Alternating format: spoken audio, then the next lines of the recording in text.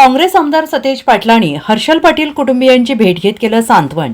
काँग्रेसचे माजी मंत्री आणि कोल्हापूरचे आमदार सतेज पाटील यांनी सांगलीतील कंत्राटदार हर्षल पाटील यांच्या कुटुंबियांची भेट घेतली। या ठिकाणी कंत्राटदार हर्षल पाटील यांनी जलजीवन मिशन योजनेची थकीत 1.5 कोटीची बिले मिळत नसल्याने आत्महत्या केल्याचा धक्कादायक प्रकार घडला आहे। या घटनेच्या पार्श्वभूमीवर कोल्हापूरचे आमदार सतेज पाटील यांनी तांदुळवाडीमध्ये हर्षल पाटील कुटुंबियांची भेट घेत सांत्वन केले। त्याबरोबरच राज्य सरकारने तातडीने राज्यातल्या कंत्राटदारांचे थकीत बिल प्राधान्याने दिली पाहिजेत अशी मागणी देखील केली आहे।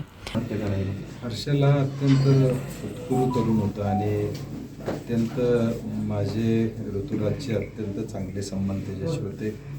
कोल्हापूरला त्याचं येणं जाणं होतं, दर वाढदिवसाला तो यायचा आणि तो असं करेल असं कधी स्वप्नात सुद्धा वाटलं नव्हतं। परंतु जी परिस्थिती उद्भवली आणि ज्या परिस्थितीमुळं अशा एका तरुणाला हे कृत्य करावंसं वाटलं, मला वाटतं हे सरकारचं तर निश्चित अपयशच आहे। कारण की एका बाजूला अनेक घोषणा चालू आहेत, परंतु दुर्दैवानं बिलं मात्र निघत नाहीत। हे वास्तव आज महाराष्ट्राच्या समोर आहे आणि म्हणून सरकारनं याबाबत तातडीनं पावलं उचलावीत अशी आमची अपेक्षा आहे, जेणेकरून असे जे तरुण मुलं स्वतःच्या पायावर स्वकर्तृत्वावर या राज्यामध्ये काम करत आहेत, किमान त्यांना एक आधार मिळेल।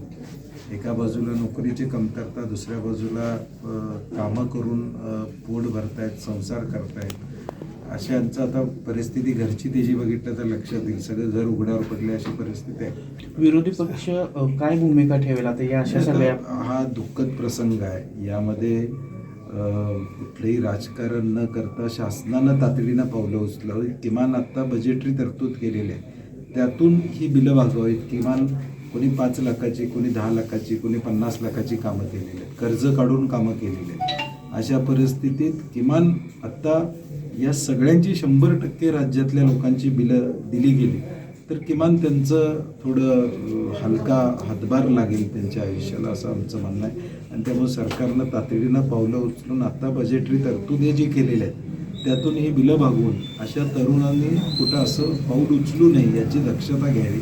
नाहीतर अशा सर्व भविष्यकाळात होणाऱ्या घटनांना सरकार जबाबदार असेल। Bureau report SBN Marathi, Sangli.